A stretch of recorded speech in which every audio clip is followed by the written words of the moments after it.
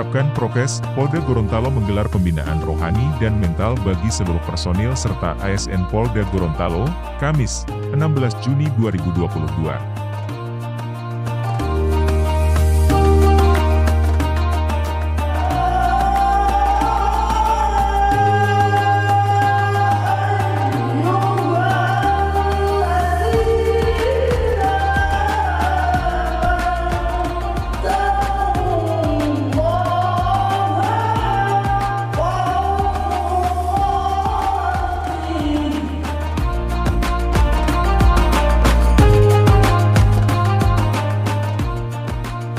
Seorang manusia di Nabi Adam adalah zikir yang kita baca tadi itu, subhanallah walhamdulillah.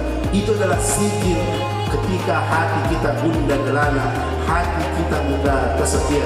Maka kalau misalnya Bapak Ibu sekalian ada masalah rumah tangga, ada masalah dengan kantor, ada masalah dengan siapapun, maka kalau tidak bisa dipecahkan dengan logika dan rasionalitas, maka pecahkanlah itu dengan kita berzikir kepada Allah Subhanahu wa Ta'ala.